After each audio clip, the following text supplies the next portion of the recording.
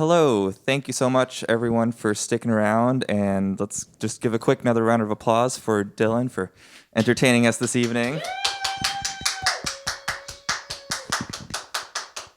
Yeah, we had a great audience tonight. Really, we could call it a full house. Yeah. If all these people that bought tickets here, were in here, it would be a full house. Oh yeah, we've got man. A fairly thank small you guys space for coming. right here. So yeah. Thank you everyone for coming, and thank you for coming down here. The long drive on a cold winter's afternoon. Oh yeah. Yeah, all the way down the state. Yeah. Quite the trip. But yeah, to those just tuning in that haven't seen any of our past shows, we've been doing these live streams for the last year and a half and are always excited to meet new people this way. And so yeah, I'm glad that we connected and that you came down here. Yeah, I'm glad you reached out. I had a blast. Yeah, we've got a couple mutual friends in the music scene, and that's how it works. Right, got to know people. Exactly. Yeah, I want to jump right into kind of the music industry and how you got here, how you got to be a solo musician. Kind of in your bio, you write a little bit about how you've tried out all sorts of different things and then kind of landed here. So why don't you talk to that a little bit? Sure. Yeah. I always wanted to be in some kind of creative field. Since I was a kid, I wanted to be a cartoonist, and then college I was doing stand-up comedy and trying to write fiction, and none of them really worked. And then music just kind of, that was the one I found that worked and that I was sort of suited for. I used to write songs sporadically, but I never took it seriously. I would write a song and be like, okay, cool, but now let's go back to the real thing that I'm trying to do. Right. But then the part that might actually make money someday. Right, yeah, I mean, but I don't know. I was just thinking the other day why I didn't start doing this sooner. But it was about late 2019, 2020 that this iteration of me writing songs and putting them out there started. Okay, so just like the last 4 years or so. Right, yeah, right at the worst possible time. Right. In the February 2020, I put out my first album. Wow. Yeah. So just before things changed a lot. It's like a relic from a forgotten time, that album. Yeah. What's interesting though is that so basically you in the performing live industry, I'm adding quotes because performing hasn't really been a thing for these last couple of years, but sporadically here and there. But but so you were kind of introduced to it in that fashion and have figured out a way to make it work for you, because otherwise you wouldn't be here tonight. Yeah. I mean, the big thing was when I started out, I would just send out emails to all these places, just cold emails. I'd Google music venue. I had no idea what to do. Just Googling music venues in the area. But I was lucky enough to know a couple of people that did this sort of thing, and I asked them for advice. And the advice that I got was to go out and actually meet other musicians and meet people, because these venues that you're emailing have no idea who you are, and they get all these emails all the time. So I started to go to open mics, and that's how I started to meet people, and that's how I started to meet other people, and so it's kind of started to pick up from there. That's awesome. Yeah. What's the music scene like in Bellows Falls? Bellows Falls itself, it's got Stage 33 Live, a listening room that's been going for a couple of years. That's a great place. I played there on Halloween last year. Nice. But other than that, it's got a couple bars that have live music, but things are not what they used to be there.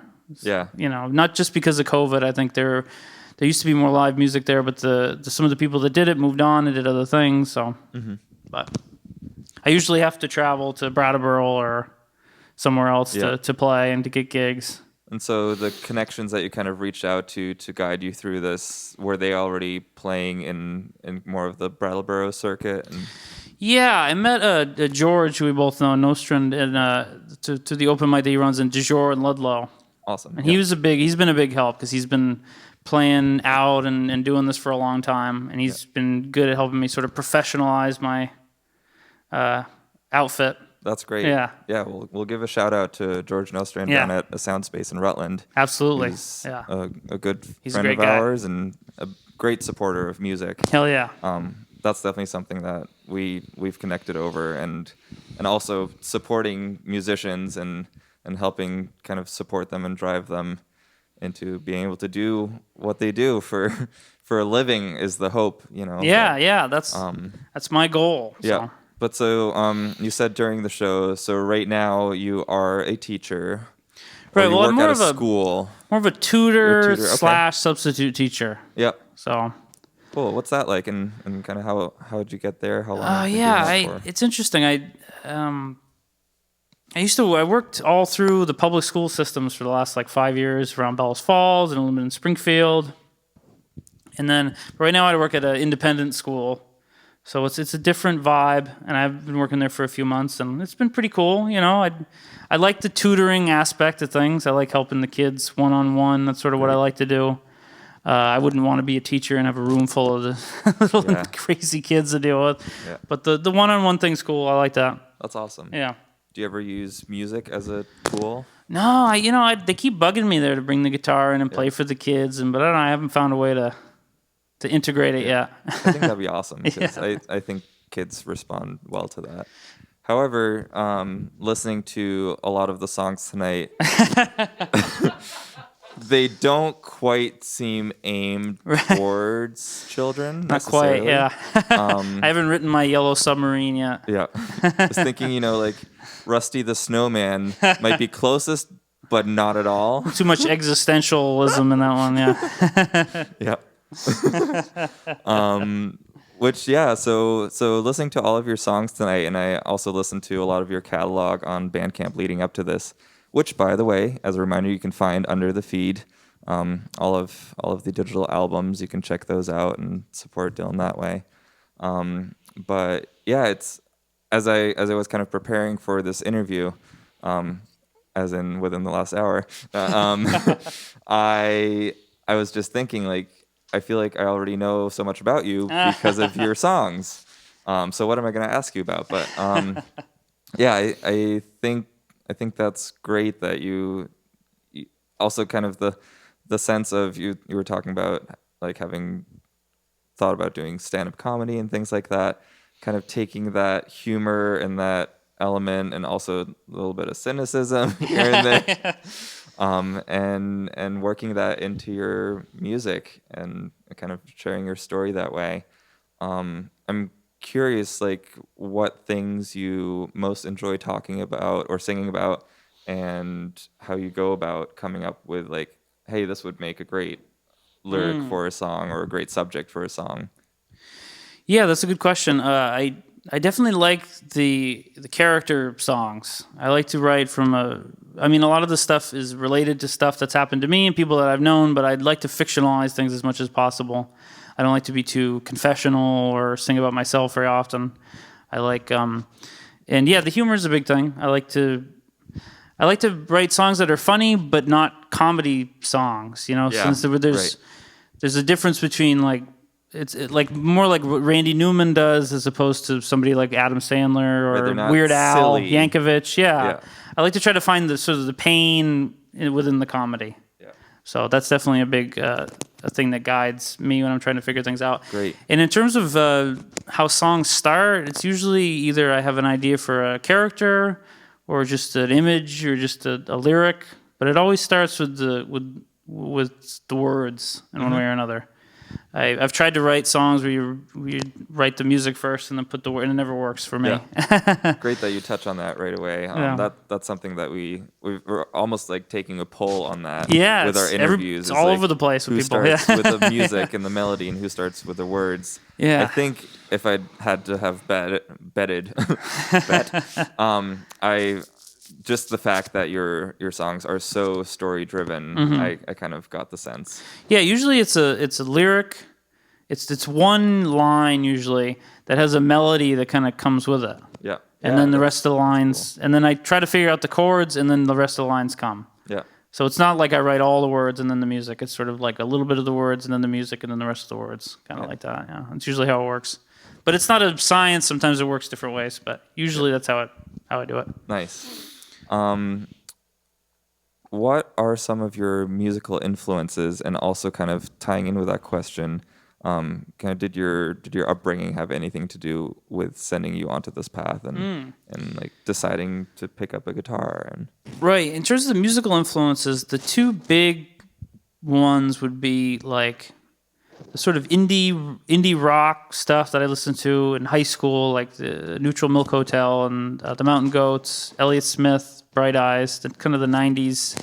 And then the other thing would be the sort of the outlaw country stuff, like which I got into later on, like John Prine and Blaze Foley and guys like that, Billy Joe Shaver. And my upbringing, my father is a huge music guy, and he listened to a lot of singer-songwriters when I was growing up in the house, and a lot of singer-songwriter folk stuff, and he loved the outlaw country stuff. So that was all kind of there when I was a kid.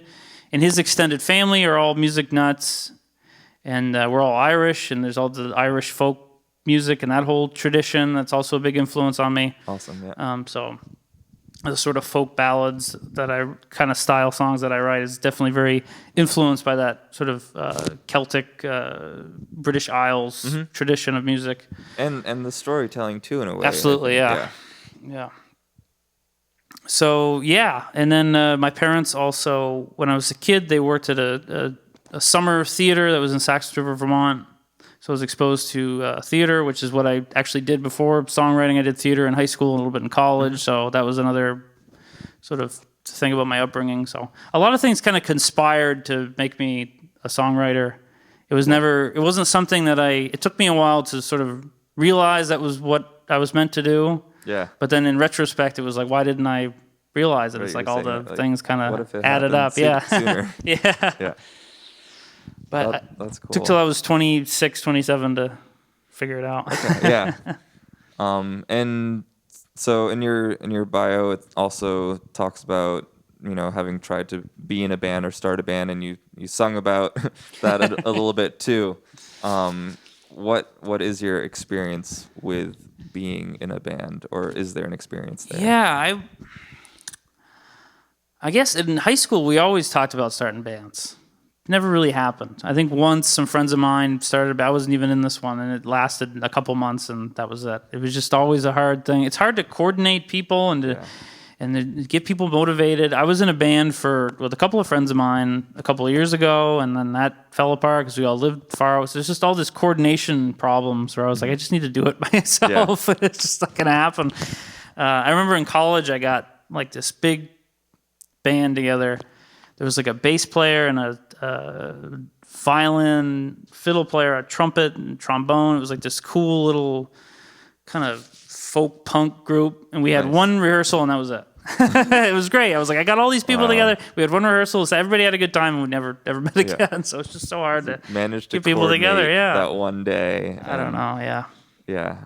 Maybe someday I'll get a backing band, but for right now, I like just flying solo. Cool. And right now, I mean, both with the pandemic, it's been easier for so many reasons to be a strong solo artist. Right.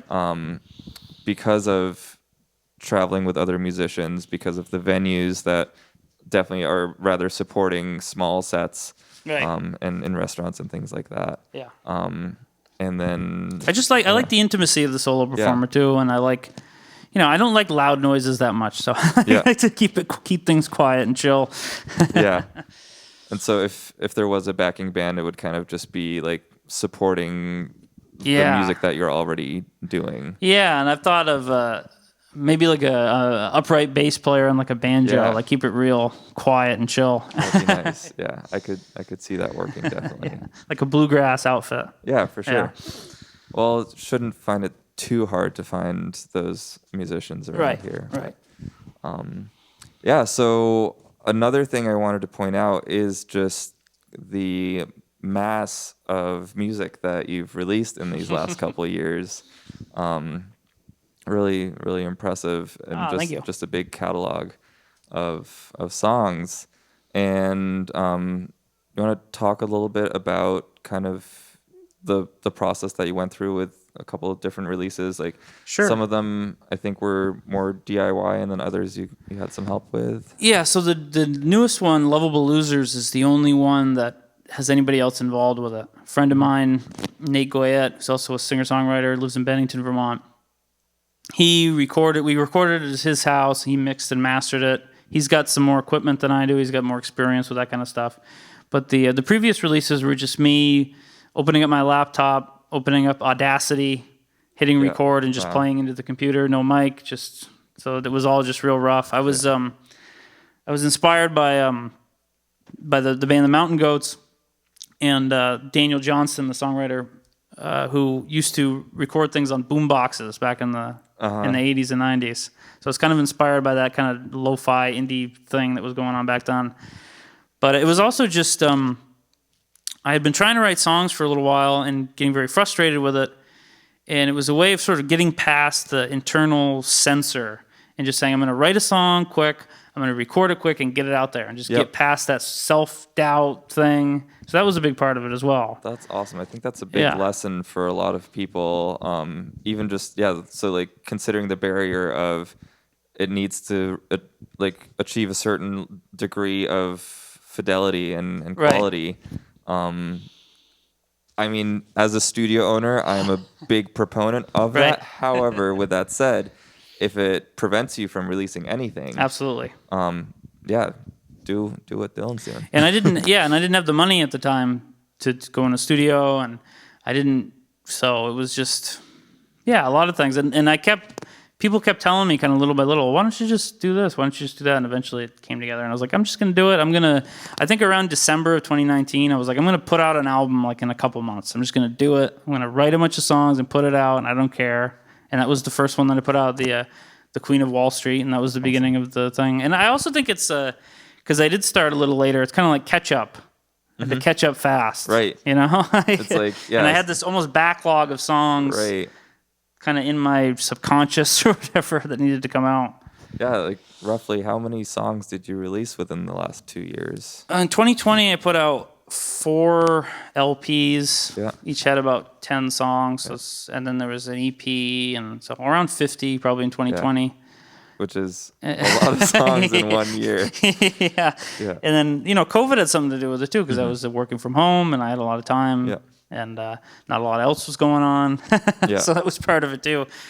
And I write songs pretty quickly, so that helps as well. Yep.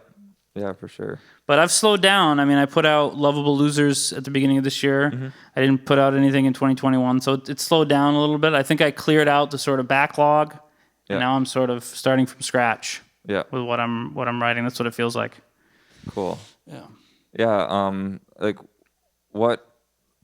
Let me rephrase this. The songs that are already released, how do you go about grouping those? And like, this is an album. This works well together as a project. Is there some theme that you kind of try and go by? No, it's basically whatever I wrote around a certain time period. It's just one like Queen of Wall Street was written in the 2 months period that I gave myself. Free Couch was the second one. I wrote those. I wrote a song a day for 2 weeks and put out 10 of them. So it's just kind of time. Yeah. It's about the era of when I write them. There tends to be a theme that emerges, but I mean, with Queen of Wall Street, I kind of had an idea going in of what the theme would be. And then with Free Couch, it was just like a song a day for 2 weeks. But then afterwards, I would look back on it, and it has this very strong themes of sort of alienation and loneliness that I didn't mean to put in there, that I think just kind of seeped in because of it was April in 2020. Everybody was at home. Everybody was freaked out. So I think that just kind of seeped in. But so in Lovable Losers, again, I think certain themes emerged there as well, kind of organically. Yeah, it's kind of nice with the shorter duration of the songs. They seem like little chapters again, and maybe not directly representing what was going on in your life at the moment, but as you were saying, you kind of take ideas from that. Yeah, it seeps in. It does, and so that's fun to listen to and be able to kind of jump through those different storylines. So what are next steps as far as writing new music, and how many albums are you going to release in 2022? Well, I've got my big thing right now is I'm starting to collaborate with people more. I'm getting out of my tendency of just recording and releasing things on my own. I did the album with my friend Nate, where he recorded it. I've been co-writing songs with people, which is totally new for me, and that's been a lot of fun. And I've got a split EP that's going to come out at some point this year with another friend of mine. So I'm kind of working on collaborative projects right now. That's awesome. Yeah. Yeah, it sounds like you've got plenty of material in you, and after 5 albums or so, I guess it's time to start looking at the collaboration path, and Right. Yeah. then at some point the Christmas album and the cover tribute album, and you were singing about post-punk, so maybe you'll even add some of those influences. Maybe, yeah. I want to keep things fresh, you know? Yeah, But that's awesome. Not in an arbitrary way, but in a sort of way of like trying to explore different things and different angles on things. That's great, and it definitely comes across in your performance and your writing. And I think, like, I was watching the comments. We definitely had some busy interaction with the comments in our stream tonight, which a couple of old friends from high school tuned in. I think they're I think they probably related to some of the stories that I've like I said, I write a lot about things that I did in high school because I was kind of crazy back then, and I'm pretty mellow now, so my life is a little less.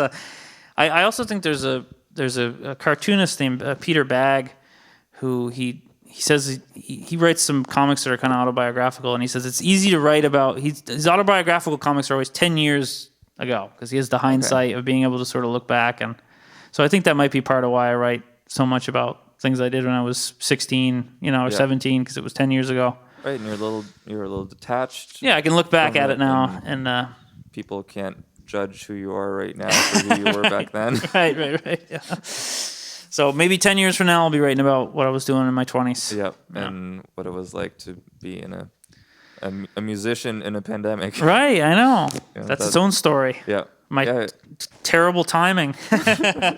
Or great timing.